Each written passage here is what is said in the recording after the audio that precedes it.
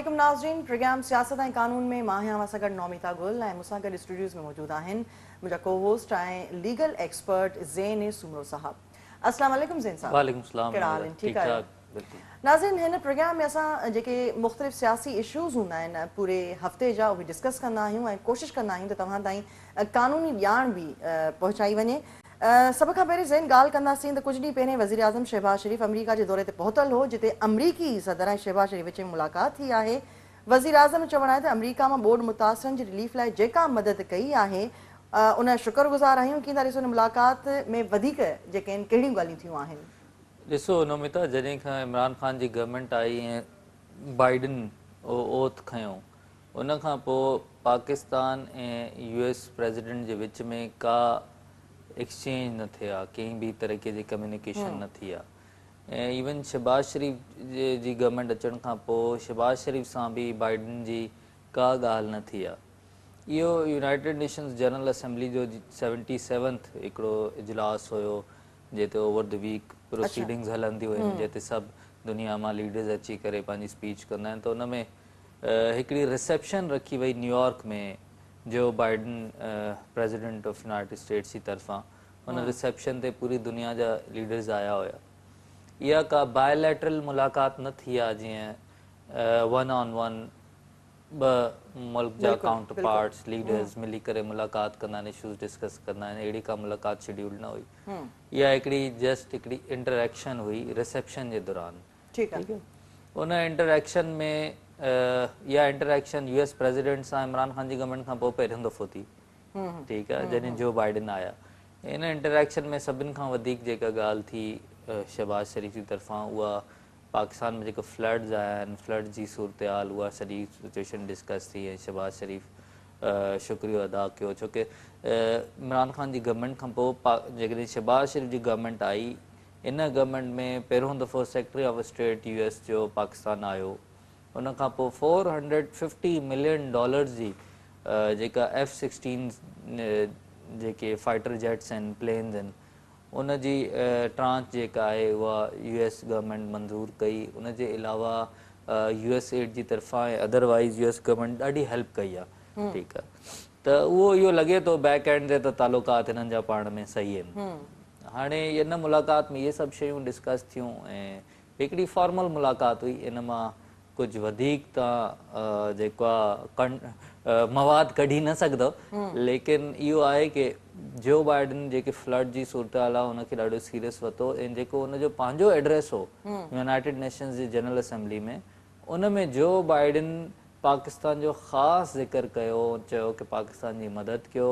पाकिस्तान हिन वक़्तु अहिड़े क्लाइमेट क्राइसिस मां गुज़रे थो जंहिंमें उन जी पंहिंजी कंट्रीब्यूशन न आहे, पूरी दुनिया जी कंट्रीब्यूशन आहे। 1% खां घटि पाकिस्तान इमिट कंदो आहे जेके हार्मफुल जेके मटीरियल्स आहिनि इन्वायरमेंट में। बाक़ी त सॼी दुनिया मां थिए थी एमिशन्स वग़ैरह जेतिरियूं आहिनि। त उहो जो बाइडन पाकिस्तान जी हिकिड़ी सपोर्ट कई पंहिंजे एड्रेस में, ख़ासि तौर ते हुनजो ज़िक्र कयो ऐं मुल्क जा दुनिया जा जेतिरा ममालिक आहिनि उन्हनि खे अपील कयईं कि पाकिस्तान जी हेल्प कयो।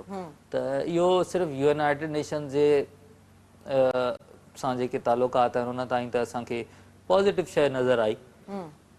लेकिन इन्ही यूनाइटेड नेशंस जी जनरल असेंबली इजलास में जेको फ्रेंच प्रेसिडेंट आहे उन सां बि शहबाज शरीफ़ जी मुलाक़ात ॾी हुई। ऐं फ्रेंच प्रेसिडेंट जी मुलाक़ात इन करे वधीक मैटर रखे थी छो त जेको अक्टूबर में FATF में पाकिस्तान जो फ़ैसिलो थियण वारो, उन में फ्रांस जो अहम किरदारु आहे ऐं अहम रोल आहे उन डिसीजन मेकिंग में।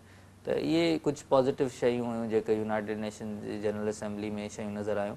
लेकिन पोइ बि मां इहो सम्झंदो आहियां कि यूनाइटेड नेशंस जो इजलास शयूं उहे वधीक फॉर्मेलिटीज़ हूंदियूं आहिनि।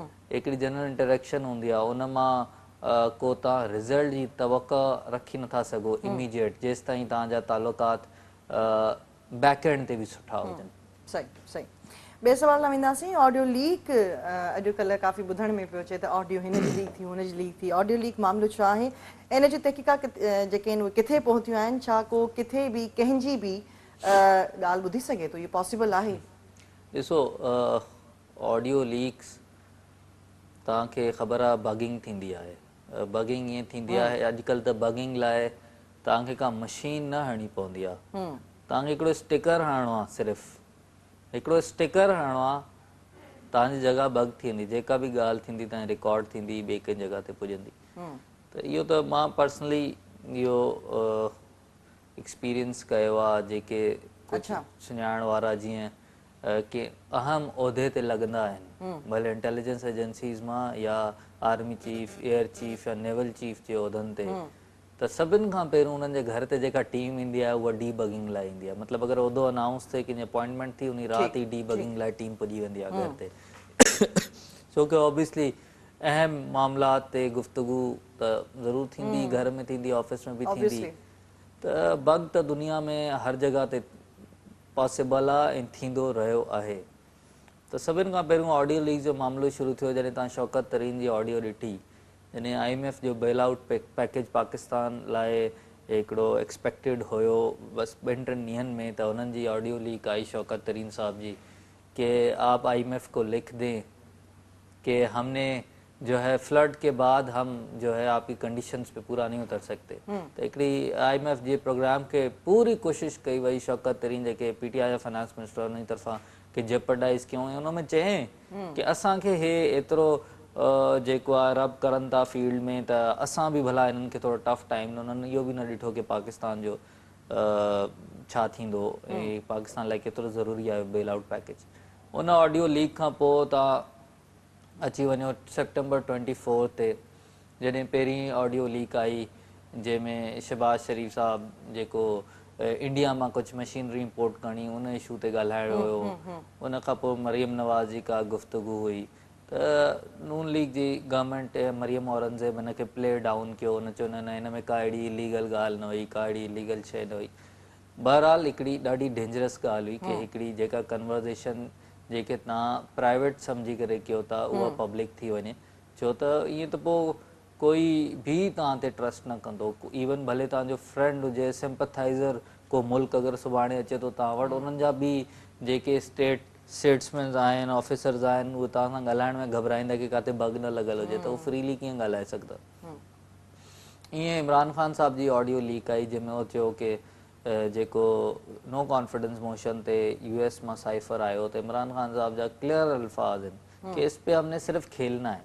इहो त असां पहिरें ॾींहं खां चऊं था कि हिकिड़ो पॉलिटिकल मूव आहे, हिकिड़ो नैरेटिव ठाहियो थो वियो आहे, इन में का साज़िश जी ॻाल्हि न आहे। ऐं नैरेटिव जे ई कॾहिं आवाम लॻंदी आहे, जेके थोरा सोचंदा सम्झंदा आहिनि उन्हनि खे ख़बर हूंदी आहे कि लीडर्स कीअं बेवकूफ़ ठाहींदा आहिनि। त जेका ऑडियो लीक थिए थी, लीक थियनि थियूं, इहो हिन वक़्तु बि इंटेलिजेंस एजेंसीज़ अफ़सोस सां ट्रैक करण में नाकाम वियूं आहिनि कि कंहिं कयूं आहिनि, काथां थियूं आहिनि। ठीकु आहे, छो त इहे इलाही जॾहिं बि थियूं आहिनि हैकर्स ज़हन थी सघे थो त हुकूमती इदारनि सां इहे मिलियल हुजनि हैकर्स।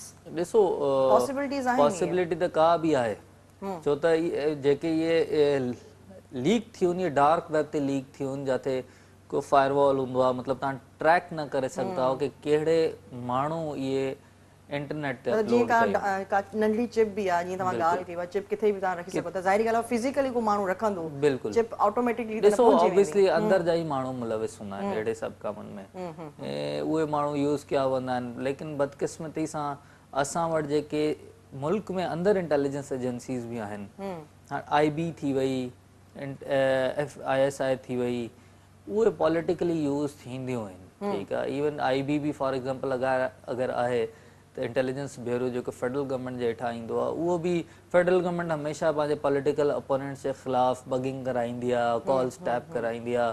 ठीकु आहे, उहो यूज़ कंदा आहिनि। ईअं ई जेको आहे ॿियनि इदारनि खे बि यूज़ कयो वेंदो, त तव्हां इलाही पॉसिबिलिटी आहे कि कंहिं बि कई हुजे। साइबर क्राइम में बि अचे थो। बिल्कुलु, हाणे उन जेको डार्क वेब आहे उन ते जेको उहो माण्हू जेको अपलोड करे थो, ॿुधण में अचे थो, ऐं ख़बरूं बि हलनि थियूं, उहो चए थो next audio leak general Bajwa जी ईंदी। हाणे उहो जेको बि बिल्कुलु जे उहो ई माण्हू अपलोड करे थो। ऐं इहे फवाद चौधरी साहब जेका इहा सभिनि खां पहिरियों ट्विटर ते हिकिड़ी ट्वीट लिंक हुई, उन शेयर कई, रीट्वीट कई, जंहिं ते उहो माण्हू चए पियो कि मतिलबु $3 मिलियन में माण्हू इहे सेल करनि था, जे माण्हू वटि आहे इहो डाटा, 30 GB खां मथे जो डाटा आहे, उन वटि CDRs आहिनि, कॉल्स अलाए ज़रूर कोई अंदर जो माण्हू हूंदो, लेकिन मुल्क लाइ हिकिड़ी ॾाढी डेंजरस ॻाल्हि आहे, मुल्क जी सिक्योरिटी लाइ डेंजरस ॻाल्हि आहे। असांजा एतिरा इदारा जेके असां चवंदा आहियूं मज़बूत आहिनि, इंटेलिजेंस एजेंसीज़ मज़बूत आहिनि, तव्हांजे एतिरे हसास ऑफिस मां बि अगरि गुफ़्तगू ॿाहिरि काॾे वञी सघे थी त पोइ त असांजी का बि शइ सेफ न आहे। पहिरियों त नून लीग जी गवर्नमेंट हिनखे प्ले डाउन कयो कि एॾे में का इलीगल शइ न थी आहे, ॻाल्हाई आहे असां कुझु बि न, हुन चयो हिकु अधु हूंदी ऑडियो टेप कीअं करे छॾी हूंदी, लेकिन जॾहिं हुननि खे बि हाणे अंदाज़ो थियो आहे कि मामिलो हुन हिकिड़ी अधु ऑडियो टेप जो न आहे, इलाही वॾो आहे, त पोइ नेशनल सिक्योरिटी कमेटी जी मीटिंग बि वेडनेसडे ते थी, जंहिंमें आर्मी चीफ सभु हूंदा आहिनि, आर्मी चीफ हूंदो आहे, बाक़ी चीफ्स इदारनि जा चीफ्स हूंदा आहिनि, ऐं जे इंटीरियर मिनिस्ट्री जा प्राइम मिनिस्टर हेड कंदो आहे मीटिंग खे, हुन में इहो इशू डिस्कस थियो। ऐं अॼु इहा ख़बर आई आहे कि प्राइम मिनिस्टर हाउस जी डीबगिंग कई वई आहे, ऐं उनजे अलावा हिकिड़ी कमेटी ठाही वई आहे कि इन इशू खे कीअं ई लीक्स थियूं छा थियूं, जेके राना सनाउल्ला साहिबु लीड कंदो, लेकिन ॻाल्हि इहा आहे कि हिन इशू खे ॾाढो सीरियसली वठिणो आहे, छो त हीउ स्टेट जी सिक्योरिटी जो इशू आहे।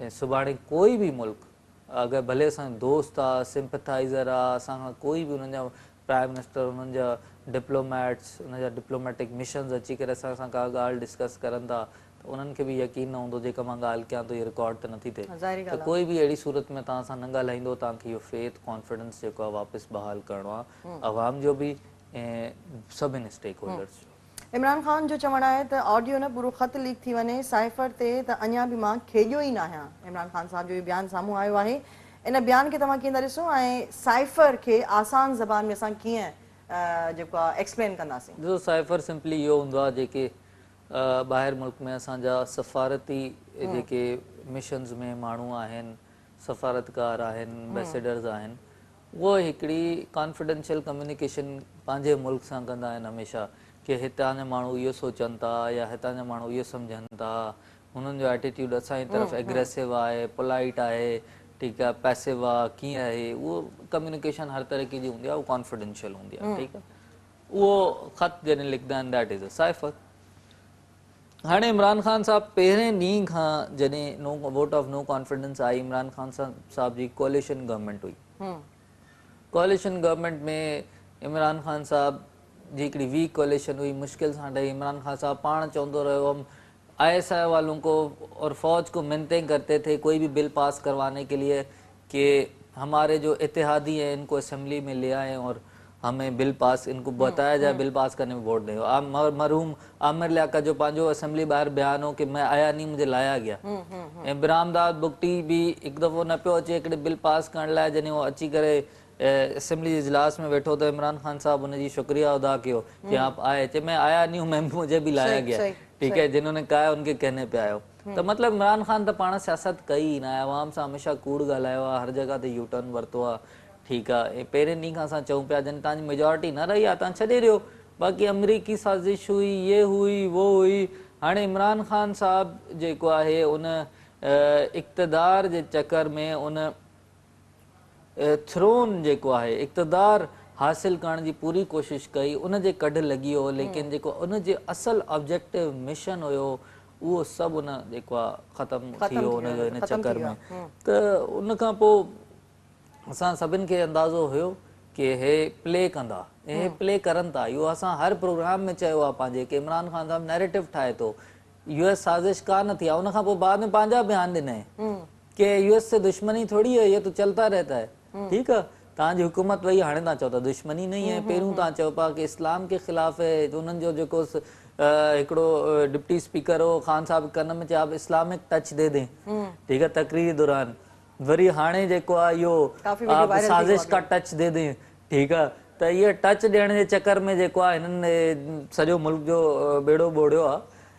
लेकिन ॻाल्हि उते ई वञी बीहंदी कि उहा ॻाल्हि प्रूव थी वई कि इमरान ख़ान पाण बि या त पाण सम्झी आहे साज़िश थी आहे, त अञा बेवकूफ़ सम्झूं असां इमरान ख़ान खे, लेकिन उहो पाण बि इहो एटलीस्ट हलो एतिरो त समझदार आहे, चए थो हम खेलेंगे सिर्फ़ इस पे, अमेरिका का नाम नहीं लेना, हम खेलेंगे। त हाणे अवाम बि बेवकूफ़ न आहे, अवाम खे बि सम्झणु घुरिजे, भले ॿिया बुरा हूंदा, ॿियूं पार्टीज़ बुरियूं हूंदियूं, लेकिन तव्हां हिकिड़ो रॉन्ग नंबर ते डायल न कंदव न हिकिड़े ग़लति माण्हू खे आणे करे कि जीअं तव्हांजो वरी इम्तिहान वठे, तव्हांजो वरी मुल्क खे बोड़े, जीअं तव्हां सां हमेशह पहिरियों थींदो रहियो आहे। ठीकु आहे, तव्हांखे एटलीस्ट राइट ऐं रॉन्ग जी ख़बर त हुजे।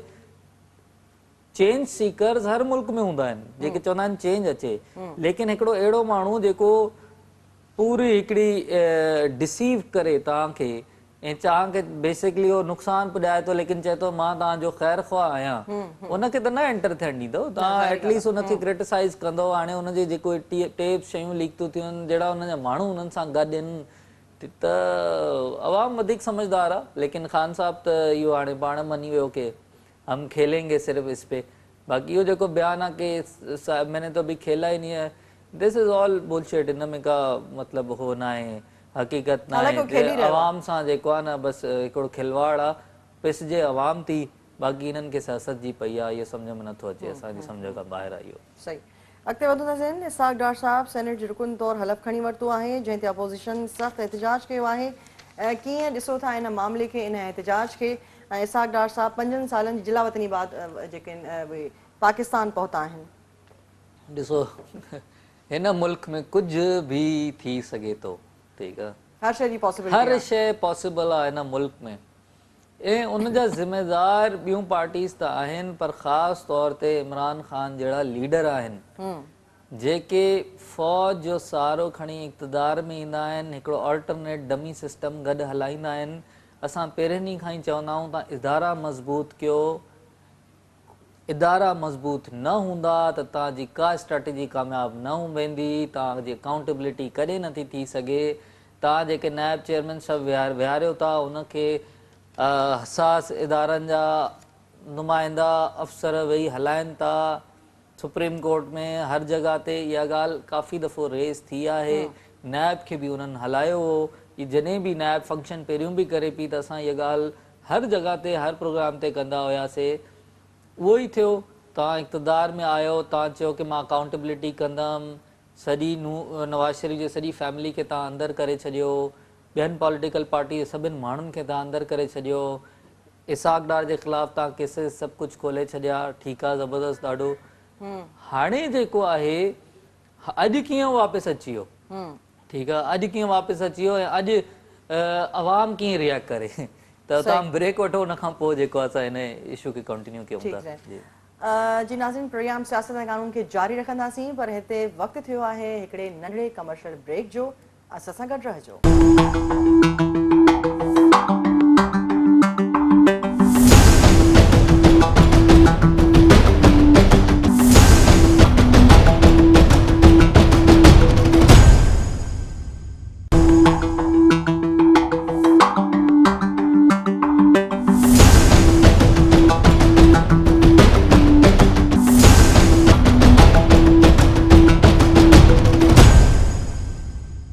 नाज़रीन, प्रोग्राम सियासत ऐं कानून में हिकु भेरो ॿीहर भलीकार। मां आहियां सां गॾु नौमिता गुल, ऐं मूंसां गॾु मौजूदु आहिनि स्टूडियोज़ में ज़ेन सुमरो, जेके लीगल एक्सपर्ट ऐं एनालिस्ट आहिनि। ज़ेन, ब्रेक खां पहिरियां असां इसाक डार जे बारे में ॻाल्हायूं पिया। त हाणे इसाक डार एॾा केसिस हलंदा रहिया, सभु पॉलिटिकल लीडर्स PTI जे अलावा हर पार्टी मां अंदरि हुया, नून लीग जी सॼी क़यादत अंदरि हुई। इसाक डार जे मथां केसिस ठहणु शुरू थी विया, उन्हनि खे बैक ट्रैक कयूं हर तरीक़े सां। इसाक डार साहब पाण हेल्थ जो बहानो करे जेको बि करे ॿाहिरि हली वियो। हाणे हो जॾहिं वापसि आए ॿाहिरि, इवन माण्हू हुनखे रेडिक्यूल बि कंदा, वॉक कंदो त वीडियोस ठाहींदा हुया, असां चवंदा हुआसीं यार हिननि जी त सियासत ई ख़तमु थी वई। वन डे हो वापसि जीअं ई डायरेक्ट लैंड करे थो, फाइनेंस मिनिस्टर थिए थो 5 सालनि खां पोइ मुल्क जो, तव्हां सोचे सघो था कि अवाम जेको आहे उहो केतिरी पोलराइज़ थी मेंटली कि हो एटलीस्ट केते यकीन करनि आख़िर। त इदारनि खे मज़बूत करण जी इहा ई ॻाल्हि हुई। हाणे सवाल इहो थो पैदा थिए कि उहे केसिस जेके सभु इसाक डार जे ख़िलाफ़ हुया, बाक़ी त तव्हां छॾे ॾियो, ठीकु आहे, मरियम नवाज़ एवनफील्ड जे केस में एक्विट थी वई, बाक़ी सभु केसिस दॿिजी हुया, ठीकु आहे। हाणे इसाक डार जे ख़िलाफ़ जेके केसिस हुया उहे अॼु काॾे विया, उहो न तव्हांखे ख़बर आहे न मूंखे ख़बर आहे, ठीकु आहे। चवणु इहो था कि इसाक डार सां हिकिड़ी अंडरस्टैंडिंग कई वई आहे कि असां तव्हांजा जेके केसिस आहिनि उहे सभु जेको आहे ख़तमु कंदासीं विदाउट ट्रायल, विदाउट एनीथिंग। इहा अंडरस्टैंडिंग थी वई आहे। लेकिन इहो वाकई सवालिया निशान आहे, छो कि अवाम त कंफ्यूज़ थी वई न। अवाम लाइ त को बि हिकिड़ो अवाम जे साम्हूं एॾो पहाड़ ठाहे रखियो वियो, उहो हिकिड़े सेकेंड में जीअं चए न पेरनि जे हेठां कालीन कंहिंजो छिके छॾियूं, उहो थी वियो आहे अवाम सां गॾु। छो त न ज़ाहिर इमरान ॻाल्हि आहे, ख़ान हाणे हिननि खे अचण सां ई जेको आहे फाइनेंस मिनिस्टर ठाहे छॾियो, त इहे ॻाल्हियूं पहिरें ते थियल हूंदियूं न। बिल्कुलु पहिरियों थियल हूंदियूं, छो की इसहाक डार साहब बेसिकली हिकिड़ो अहिड़ो सेनेटर हो जो एब्सेंशिया में ठहियो हुयो, उनखे ओथ खणणु बाक़ी हो, त हुनजी सीट ख़ाली हुई। इन एब्सेंशिया उन सेनेटर इलेक्ट थियो, उनजी सीट ख़ाली, त सेनेटर ठहंदे ई हाणे फॉरेन फाइनेंस मिनिस्टर इलेक्ट थी वियो। लेकिन सुवाल बुनियादी इहो ई आहे कि जेके लीडर इमरान ख़ान जहिड़ा या कोई बि लीडर जेको इदारनि जो सहारो वठंदा आहिनि पंहिंजी पॉलिटिकल कैंपेन हलाइण में, पंहिंजा एजेंडास फुलफिल करण में, अॼु इसहाक डार जो वापसि अचणु अहिड़नि लीडरनि जे मुंहं ते हिकिड़ो थप्पड़ आहे, छो त उन्हनि इदारा मज़बूत न कया, उन्हनि वेंटिलेटर ते सिस्टम हलायो, उन्हनि हिकिड़ो ऑल्टरनेट सिस्टम हलायो, जॾहिं उन्हनि जी सपोर्ट ख़तम, वेंटिलेटर जो स्विच ऑफ, तव्हांजी सॼी जेका स्ट्रेटेजी इहो धड़ाम करे हेठि किरी पई। ठीकु आहे, त तव्हांखे जेको आहे असांजे मुल्क लाइ सभिनि लाइ सवालिया निशान आहे। अवाम खे चेंज खपे, चेंज सीकर्स हर मुल्क में आहिनि, ऑब्वियसली तव्हांखे सपोर्ट कंदा, कोई बि चेंज जी ॻाल्हि कंदो, लेकिन जेन्युइन चेंज हिन वक़्त ताईं असांखे कंहिं बि लीडर में नज़र नथो अचे, ऐं ख़ासि तौर ते इमरान ख़ान साहब जेको इक़्तिदार थ्रोन जे चकर में आहे, he is running after the shadows who brought him into the power, लेकिन हो एक्चुअली जेके हुनजा ऑब्जेक्टिव्स, जेके मिशन्स आहिनि, उन्हनि जे फुलफिलमेंट जी हुन वटि का बि स्ट्रेटेजी ऐं प्लान न आहे। हुन वटि सिर्फ़ु इहो प्लान आहे कि मां इक़्तिदार जी कुर्सी ते कीअं पुॼां, दैट्स इट। उन खां पोइ चाहे मुल्क जो जेको बि थिए, उनखे हुन सां का परवाह न आहे। मुल्क हिन वक़्तु फ्लड जी अहिड़ी सूरत हाल मां गुज़रे थो जिथे उहा मोमेंट हाणे अची वई आहे जिथे कैमरास वैमरास सभु बंदि थी वेंदियूं, सभु इहे फोटोग्राफी वग़ैरह करे, पूरी दुनिया मां माण्हू आया, सभु कुझु करे सभु हलिया वेंदा। हाणे उन्हनि वीचारनि माण्हुनि जो असुलु इम्तिहान वापसि शुरू थींदो, जेके माऊं ऐं ॿार आहिनि। मां वटि ऑप्शन आहे कि मां हिन ॿार खे खारायां मानी या हिन ॿार खे खारायां, उनखे सभिनि ॿारनि लाइ मानी न आहे। अहिड़ी चॉइस मां अवाम गुज़रे थी, वीचारे फैमिलीज़ गुज़रनि थियूं। त असांखे पोइ बि सियासत जी पई आहे, असांजे लीडर्स खे सियासत जी पई आहे। अफ़सोस जी ॻाल्हि आहे, कोई ऑप्शन न रहियो आहे असां वटि। तव्हां क्रिटिसाइज़ कयो था ॿियनि पार्टीज़ खे, भले पीपल्स पार्टी कयो, नून लीग खे कयो, ऐं PTI सख़्तु क्रिटिसिज़म छा गाली गलोच ताईं बि लही ईंदी आहे, लेकिन पंहिंजा कम त ॾिसो एटलीस्ट कि तव्हां किथे स्टैंड कयो था। तव्हां जेको हमेशह नओं रिकॉर्ड ठाहींदो आहे, हिकिड़ी जेको आहे बद तहज़ीबी जो, बदतमीज़ी जो, अनडेमोक्रेटिक जेको आहे एक्ट्स जो, नॉन पार्लियामेंट्री लैंग्वेज जो जेको तव्हां हिकिड़ो रिकॉर्ड ठाहींदा, उहो बि त कोई नोट करे। ॾिसूं था केसि ताईं असांजा लीडर्स जीअं करनि था अवाम सां, लेकिन अवाम लाइ कोई होप न आहे। असां हिकु स्टेप अॻिते वञूं था त 2 स्टेप पोइ ते वञूं था। अॻिते था वधूं। इलेक्शन कमीशन ऐलान कयो आहे त कराची में मकानी चूंडूं 23 अक्टूबर ते ई थींदियूं। छा हिन खां पोइ बि इम्कान आहे ज़हन त चूंडूं मुलतवी थियनि, ऐं कहिड़ियूं पार्टीज़ जेके आहिनि उहे साम्हूं पियो अचनि? ॾिसो, हिन वक़्तु गवर्नमेंट जी मशीनरी त ॾाढी बिज़ी आहे फ्लड्स में। गवर्नमेंट जी तव्हां इनकॉम्पिटेंस चओ या जेको बि उहो थी सघे थी, लेकिन गवर्नमेंट वटि कैपेसिटी जो बि मसइलो आहे। उन्हनि वटि एतिरी कैपेसिटी ई न आहे, त दे आर ऑलरेडी इंगेज्ड। हाणे कुझु पार्टीज़ आहिनि, PTI ऐं जमात इस्लामी, इन्हनि खे तकड़ा लोकल गवर्नमेंट इलेक्शन जूं, अगेन सिर्फ़ु इलेक्शन उहिदनि ते वियूं, कंदा छा आख़िर अची करे? ठीकु आहे। हाणे उहो 2 दफ़ो इलेक्शन मुलतवी थी, हाणे इलेक्शन कानूनी तौर ते थियणी आहे, कॉन्स्टिट्यूशन ते त रिक्वायरमेंट आहे, ज़रूरु कराइणु खपे, लेकिन 2 दफ़ो मुलतवी थी, छो की वाक़ई फ्लड अञा ताईं फ्लड जी सूरत हाल, भले बारिशूं त बंदि थी वियूं, लेकिन हिन वक़्तु जेको रिकवरी रिहेबिलिटेशन जो कमु शुरू थियणो आहे, उहो हाणे थियणो आहे शुरू। त उन में कराची जी इलेक्शन त जेको इलेक्शन कमीशन आहे हुन ऐलान करे छॾियो सेप्टेंबर में ई कि 23 अक्टूबर ते थींदियूं। ऐं हाई कोर्ट में बि इहे ई पिटिशन्स फाइल थियूं, जमात इस्लामी पीपल्स पार्टी तरफ़ां के इलेक्शन्स करायूं वञनि, छो की 2 दफ़ो मुलतवी थियूं, हिन करे हाई कोर्ट बि इहा कमिटमेंट वरिती आहे इलेक्शन कमीशन खां कि असां इलेक्शन तव्हां कराईंदव, उन्हनि चयो अॼु बिल्कुलु कराईंदासीं। उनजे लाइ नोटिफिकेशन बि निकिरी आहे, हुते उन्हनि जी स्टेटमेंट बि हाई कोर्ट में अची। त कराची में त लॻे थो कराची डिवीजन में 23 अक्टूबर ते इलेक्शन थींदियूं। बाक़ी जेको हैदराबाद ऐं जेको लोअर सिंध वारे पार्ट में जिते इलेक्शन्स थियणियूं, त इलेक्शन कमीशन चयो आहे असां प्रोविंशियल इलेक्शन कमीशन जेके इलेक्शन कमीशन आहे उन सिंध गवर्नमेंट खे लिखियो आहे कि हुते फ्लड जी छा सूरत हाल आहे, छा पॉसिबल आहे या न, उहो असांखे थींदियूं नज़र नथियूं अचनि।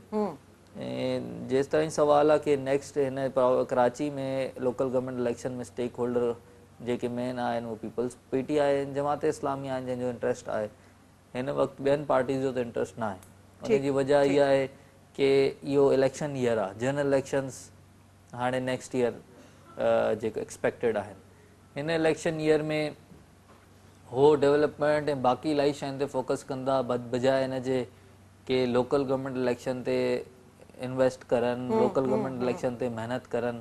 ठीकु आहे, त उहो ॿियनि पार्टी जो इंट्रस्ट त न आहे। PTI जो इंट्रस्ट इहो आहे कि असांजी हिकिड़ी वेव हले थी पॉपुलैरिटी जी, त मथां असां हिकु क़दम अॻिते निकिरी वञूं या को एडवांटेज असांखे मिले।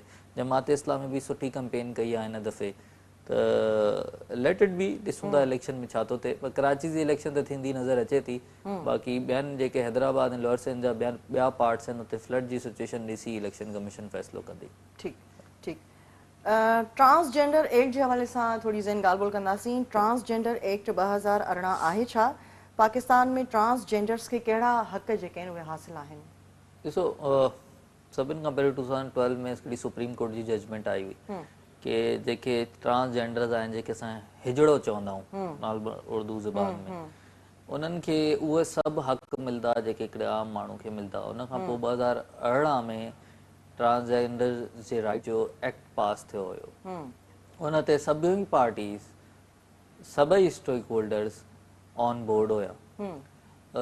उन एक्ट में इहो चयो वियो कि जेके ट्रांसजेंडर्स आहिनि, ठीकु आहे, उन्हनि खे पंहिंजो शिनाख्ती कार्ड ठाहिण जो बि हक़ु हूंदो। उहा हर स्फेयर ऑफ लाइफ में उहो ई कम्पीट कंदा जीअं हिकिड़ो आम माण्हू कंदो आहे। असांखे मोस्टली नज़र ईंदो आहे हो सिग्नल्स ते शयुनि मतिलबु जॻहनि ते पिनंदा नज़र ईंदा आहिनि, त उनखे बि पेनलाइज़ कयो वियो आहे।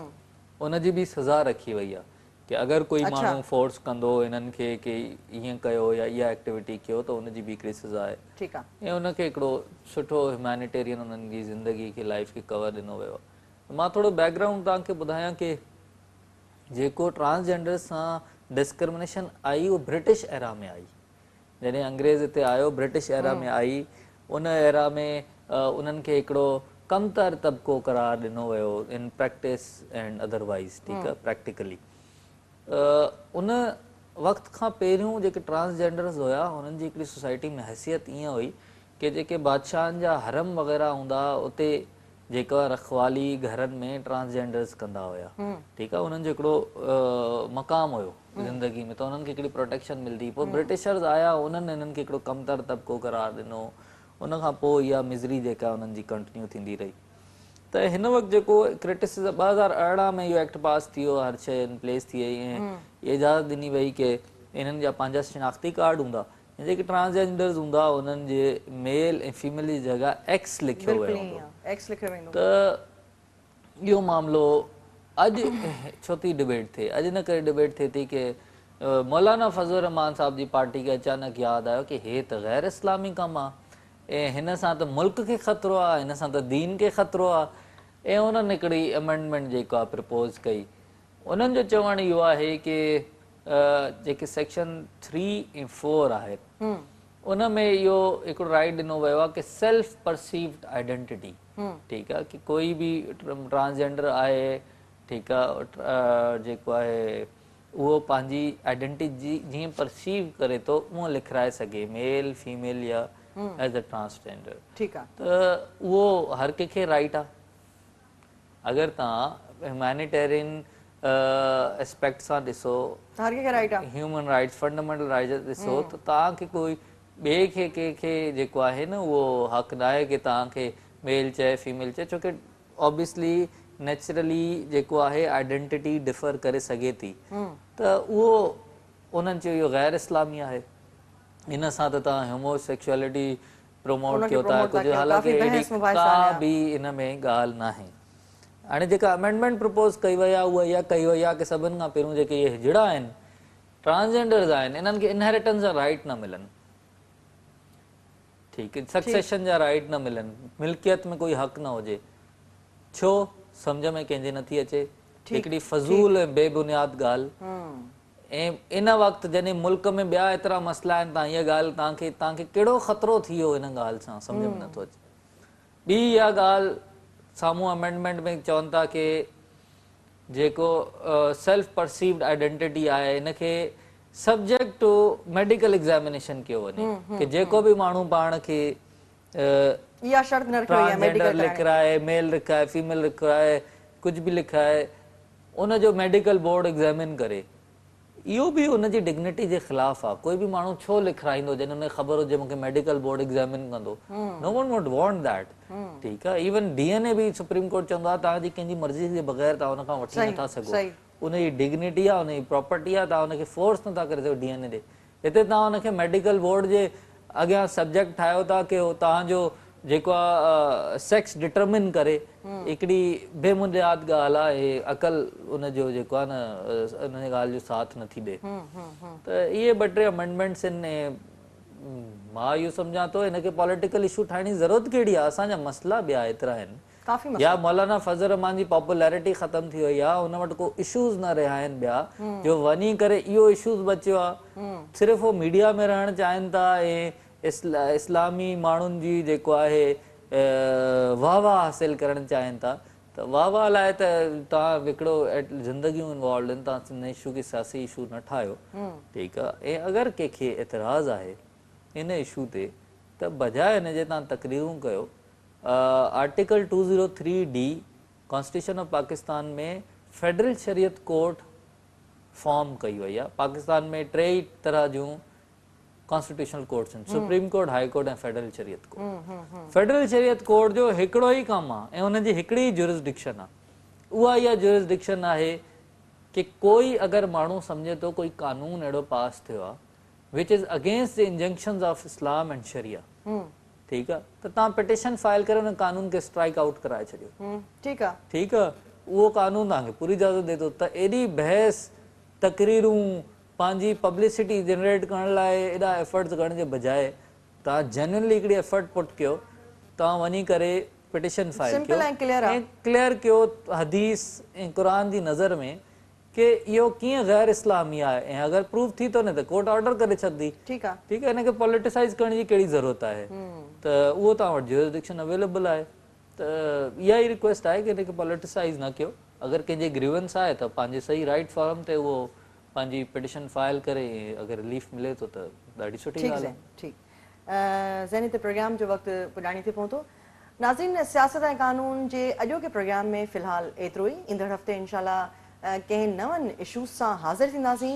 नौमिता गुल ऐं ज़ैन सुमरो खे ॾींदा इजाज़त अल्लाह हाफ़िज़